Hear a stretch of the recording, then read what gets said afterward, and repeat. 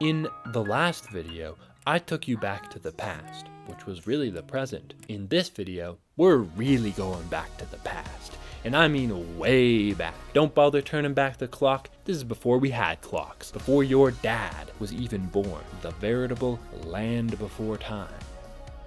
2008. The 7th generation of video games was just getting rolling, and early adopters of these famous gaming consoles, am I reading this right? Had a wide variety of high-quality AAA video games to choose from. Dead Space, Mirror's Edge, GTA 4, Burnout Paradise, Fable 2, Fallout 3, Persona 4, Super Smash Bros. Gears of War, Saints Row, Guns of the Patriot, Valkyria Chronicles.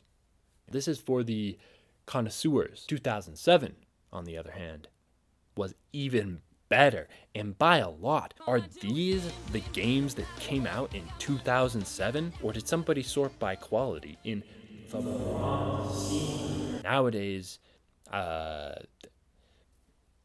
Maybe I'm not being fair. There's cool stuff still being made, and I'm not making this video to disparage big hops, but there has been a tonal shift, a spiritual development of sorts in a lot of creative fields. Mainstream video games are no exception. And by elucidating how this happened to the Uncharted series, I think we can draw out a richer understanding of this cultural shift and figure out what we need to do to get back to the golden age and recapture the magic that we glimpsed during the housing crisis.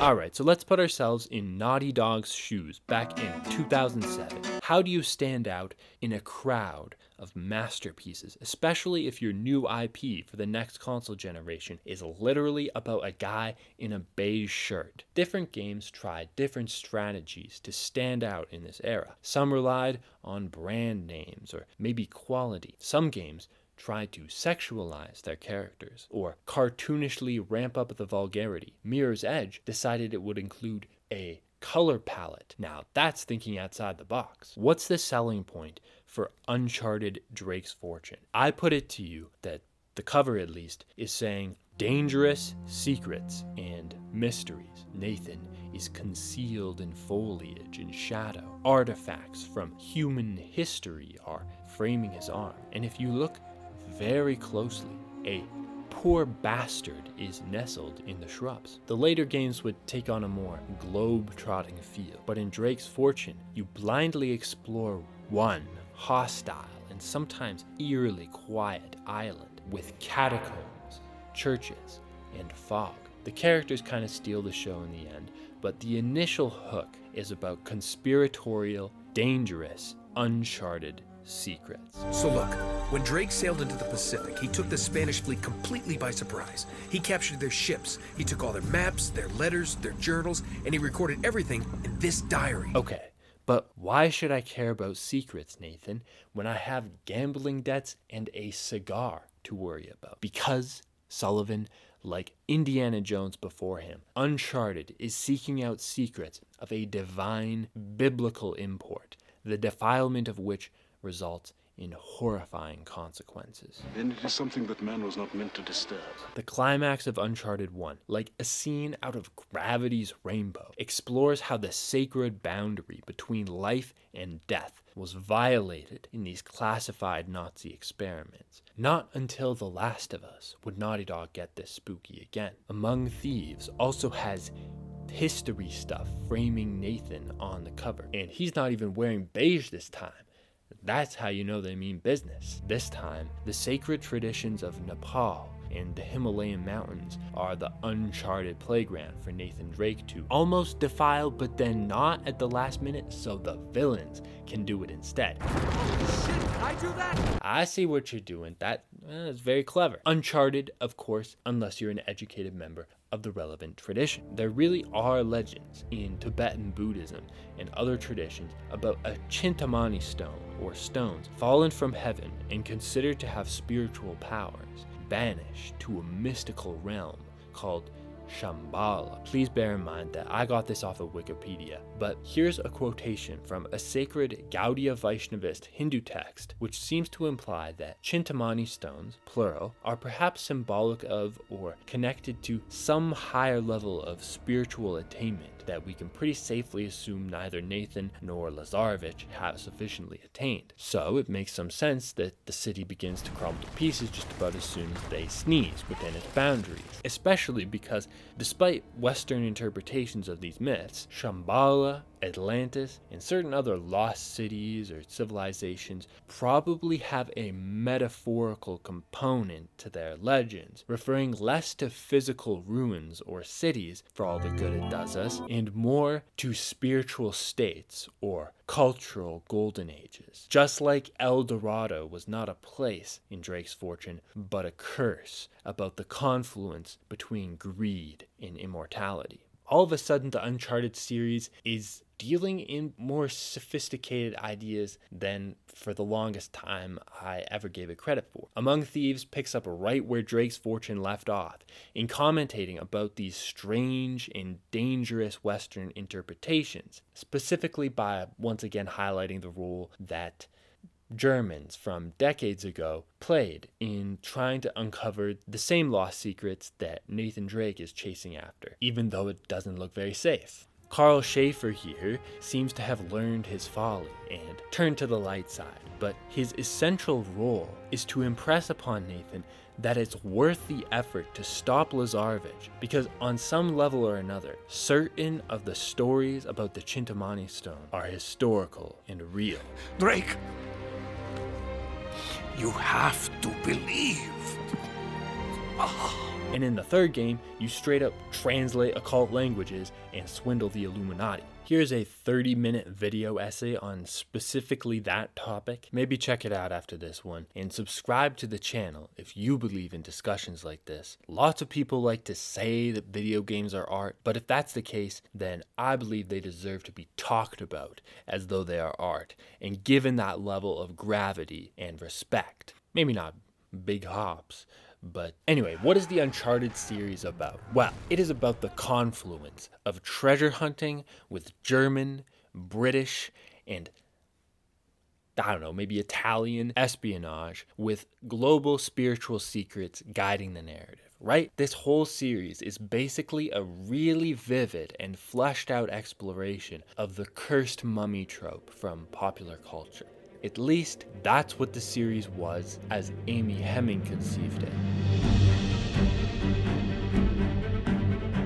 This time, Nathan Drake faces the camera. There are leaves again, but none of them obscure him, and in fact, they almost form a halo, ironically enough, around his silhouette, representing the mythologized baggage that is now attached not to occult secrets, but to Nathan Drake himself. Nathan Drake is a legend. Unlike here, where nobody knew who this guy was, the simulacra are creeping in, right? For the connoisseurs. There's still some references to history. The word Latin is used. They didn't completely cheap out on us. But the story is entirely centered on Nathan Drake and his story and his flaws and his growth, which it almost wasn't before, certainly not to the same degree. Just about every detail about this guy in his life is uncovered for us, charted, if you will. You can literally walk through his laundry. And yeah, we learn stuff about St. Dismas and Henry Avery, but when Nate and Elena start to uncover the pirate secrets and piece together the history of New Devon, Elena just looks at him like, wow, he really likes talking about stuff, doesn't he? The pirates did have some kind of secret initiation going on. That element isn't completely gone. But instead of seeing what kind of wacky pirate curses they unleashed, we get a much more believable rebellion, poison chalice kind of downfall. And it's sort of presented like that's what happens when you don't have a permit. Nathan doesn't touch these coins at the end, not because they're inherently tainted, Elaine is happy to steal enough to make them rich, but because he's finally prioritizing his family, which is good. But it's not very swashbuckling now, is it? What would life have been like, Sam, if we just sat around all day and played Crash Bandicoot for the PlayStation 1? We went from Gravity's Rainbow type of secrets, Hindu wisdom literature, and Renaissance alchemy to a very good Hallmark movie about treasure hunting. To be clear, I love Uncharted 4. I would rank the games like this. The acting and the stakes and the part where it does the piano part. This story is better for your soul, but for better or worse, there was an irreverent, masculine tone to the miniature gaming renaissance that started 20 years ago. It was beginning to end 10 years ago? Jeez, when Uncharted 4 came out. Yes, there's a culture war, politicized dimension to what happened between 2007 and today. You already knew that. I think more nefariously, more importantly, there's a corporatized, monetized disconnect from something here. And not just in the Uncharted series, not just in gaming, throughout every major art form. There is a more casual tone that doesn't always result in a lower quality product. Look at God of War. It also stopped being about mythology and started being about family. And once again, it's probably better off for it. But like the old God of War games, they look like a bulldog growling. New God of War is like a nice, calm German shepherd. Skate just used to feel heavier.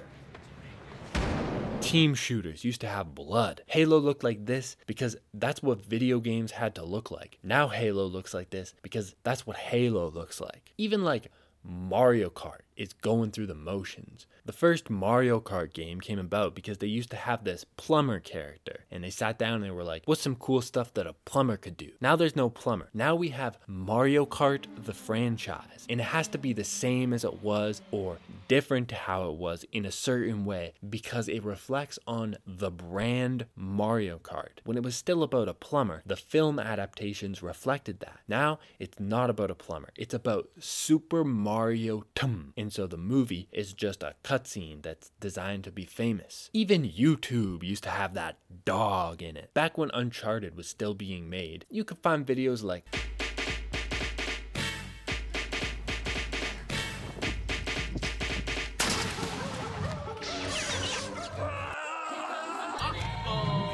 Someone say next. Oh, bam, baby. 94's Walking Dead, Chronicles of Riddick. But ever since this game came out, here's another one for you. The Dionysian spirit of this whole website is just gone. I'm done making good videos. My midlife crisis. Mortal Kombat 2 is what fans wanted. No more sofas. Look what kind of dog water people are trying to pass off nowadays. Is this the best we can come up with? We've gone from basement passion projects with vulgarity and energy to monotone diatribes, perfect microphones, perfect lighting, market tested, retention optimized, institutionalized, yoga ball, brainstorming, spectacle for the sake of spectacle, hyper aware, hypersensitive remakes and reboots, grasping at the stuff that used to be made without an incentive. On the one hand, we grew up. It's a good thing. We've made ourselves more presentable, started treating women better. Maybe we have the capacity for a little more dignity. There's nothing wrong with a German Shepherd. But instead of freeing ourselves from that vulgar, masculine energy into a higher Apollonian purpose of ordered, thoughtful masterpieces, we're just caught in this swamp of infinitely interchangeable culture. Even before fake prompt sorting, it's a circle jerk of recycled images and recycled sound effects and bullshit. We think so much about these brands and characters. We're stuck so deeply in this media loop that all the way back in 2016, A Thief's End became a game about Uncharted, the barely 10-year-old video game franchise, because exploring an island full of secrets for its own sake, on its own merits, just didn't occur to anybody anymore. Donkey Kong, the original arcade game, was literally about a Kong in a city, and Jumpman was the guy whose livelihood was tied to that skyscraper. What if the Banana Split game had leaned into that? Instead of trying to make the monkey from that poster, make the monkey that that poster had in mind. You guys need to write this down. Give him a shadowy Tokyo from before 1950 to jump from the rooftops and grab planes out of the air, toss him on the ground and batter his chest to charge his next donkey blast. Think for 20 minutes about why kaiju or tokusatsu media resonated with anybody in the first place, and have the balls to bring echoes of that into the voice of the next project. But Banana Team was hired to make media first and art second. So instead they only thought, hey guys, thanks for turning on your webcams. Let's take a moment to connect and talk about how we can reorient the Donkey Kong brand for the audience that played Super Mario Odyssey for the Nintendo Switch. I'm sure Banana is a fun game. I'm gonna tell you that I am long past the point of being impressed by a fun game. This is the Uncharted 4 teaser trailer from when Amy Hemming was still directing it. Listen to Sam's heavy, angry voice taunting Drake about past lies like, you owe me. Maybe alternate universe Uncharted 4 turns out to be a worse game than the one we got in the end when it's all said and done, but that trailer had bite to it. Imagine a version of Sam Drake that was scary and dangerous instead of this nostalgia surrogate, let's look for treasure like we're boys again character that we got. Hallmark Uncharted was awesome too. There's value in re-examining hero myths. Samuel, Joel, Cole McGrath, old Kratos, Cave Johnson, and all the other solitary, ambitious men of the 2007 Renaissance are past their prime, and I don't think polite Chuck Norris should be the spiritual guide that young men need to get through the 21st century. But where am I supposed to turn if I still wanted to play a game that teaches you about the Brihad Bhagavatamrita? Old Kratos, I agree, was too grouchy. Maybe twisted metal is not the pinnacle of aesthetics. But to replace these divorced dad sad boys with, literally a square in one case is not an inspiring solution. I think it's possible that after enough of these remakes, callbacks, spin-offs, new IPs that reek of the way they were pitched, and shitstorms about peach fuzz, we as artists and audience members on both sides of the fake politics catchphrase sweepstakes are slowly, but on a deep level, forgetting what a story is. When I was researching this video, I came across something that, despite my having what I think is a pretty thick skin, made my blood run cold when I discovered it. There actually was a year before 2007. I had to double check this, but it's been corroborated with photo evidence. Several decades at least took place before the ones we usually like to talk about, to the point where I don't know where this stops, but it seems like culture and its boundaries might go back centuries or even millennia into the past. If this is true, then it would shatter my illusion of the popular culture swamp being my true and only artistic home. My birthright, your birthright, is far greater and far older than the random cartoon that happened to captivate us when we were children. Nostalgia is a crutch, and I don't know about you guys, you can tell me in the comments, but personally, I am done with it. I think growing up should mean letting go of action figures and cops and robbers bullshit. But it should not mean letting go of story or the concept of heroism itself. When Nathan Drake strikes into the unknown, we are not supposed to admire or mythologize him. This is not about a JPEG. When your hero asks a question, when he sets his sights on a treasure and the brass swells, he participates in a centuries-old tradition. He is not the first, and he will not be the last person who is searching for something special. A promised land, as it were, a Shangri-La in the mountains.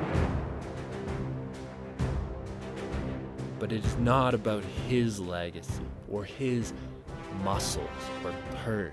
The story, all stories, are about the great light on the precipice, the better version of you in the distance. So all I want to do is go the distance. We don't get to choose what they'll make for us. And maybe it's time to stop relying on them. I say it's time to look to our own talents, our own libraries and communities when it comes to the spiritual fulfillment we need from art. Because real greatness, it's what you do with the hand you dealt.